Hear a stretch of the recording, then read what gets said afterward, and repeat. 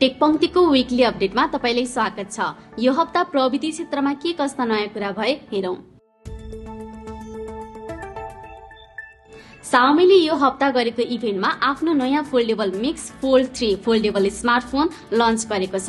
255 gram weight र 10.86 mm मोटाई भएको यो डिभाइस विश्वकै पातलो फोल्डेबल फोन मध्ये एक हो। त्यस्तै कम्पनीले यहाँ स्न्यापड्रागन 8 Gen 2 16 GB सम्मको र्याम 1 TB सम्मको स्टोरेज र 50 वाट वायरलेस चार्जिङ जस्तो फ्ल्यागशिप फिचर दिएको छ। मिक्स फोल्ड 3 हालका लागि चाइनामा लन्च भएको छ भने यसको अन्तर्राष्ट्रिय बजारमा उपलब्धताको बारे कुनै विवरण दिएको छैन। चाइनामा यसको मूल्य 8,999 युवान यानि कि नेपाली लगभग 1,65,000 जति हुन जान्छ। त्यस्तै Xiaomi ले यो इभेन्टमा बायो इन्स्पायर्ड साइबर डग 2 पनि लन्च गरेको छ। हेर्दा वास्तविक कुकुर जस्तै देखिने यो रोबो डगको हाइट जम्मा 36.7 सेन्टिमिटर छ। यसको तौल पनि 8.9 किलो मात्रै रहेको छ। यो रोबो डगमा Xiaomi ले आफैले विकास गरेको प्रविधि प्रयोग गरेको छ भने डेभलपरले आकर्षित गर्न यसलाई ओपन सोर्स पनि गरेको छ। प्री बुकिङका लागि पहिला नै उपलब्ध भए पनि Samsungले यो हप्ता काठमाडौँमा एउटा इभेन्ट गर्दै Samsung Galaxy Z Fold 5, Z Flip 5 र Watch 6 सिरिज नेपालमा आधिकारिक रूपमा उपलब्ध गराएको छ।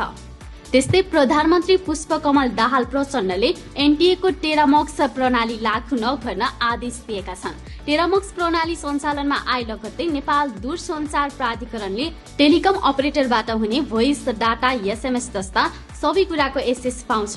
यही कुरालाई मध्यनजर गर्दै प्रधानमन्त्रीले हालका लागि यो प्रणाली लागू नगर्न आदेश दिएका छन्। बेन्कोले यही साता नेपालमा आफ्नो नयाँ एफोर्डेबल फोन V91 लन्च गरेको छ। 13,600 मूल्यबाट सुरु हुने यो फोनमा तपाईले राम्रै स्पेसिफिकेसन पाउनुहुन्छ। कम्पनीले यहाँ युनिसक T606 processor, triple camera, Android 13 जस्तो फिचर दिएको छ। फोनको डिजाइन पनि मूल्यका लागि राम्रै मान्न सकिन्छ। अमेरिकी कम्पनी इन्टरकन्टिनेन्टल LLC ले नेपालको इन्टरनेट सेवा प्रदायको वर्ल्डलिङको 13,000 बढी किता शेयर खरिद गरेको छ। LLC ले प्रति किता 9,375 रुपैयाँमा खरिद गरी 15 करोड 55 लाख 50,000 रुपैयाँ बुझाएको नेप्सेका प्रवक्ताले जानकारी दिएका छन्। यस बाहेक वर्ल्डलिङले ब्रिटिश इन्टरनेशनल इभेन्ट्स र डोल्मा इम्प्याक्ट फन्ड मार्फत 3 अर्ब 33 करोड बराबरको लगानी पाइसकेको छ। वीकली अपडेट र टेक सम्बन्धी यस्तै विविध जानकारीका लागि टेक पंक्तिलाई फलो गर्न नबिर्सिनुहोला।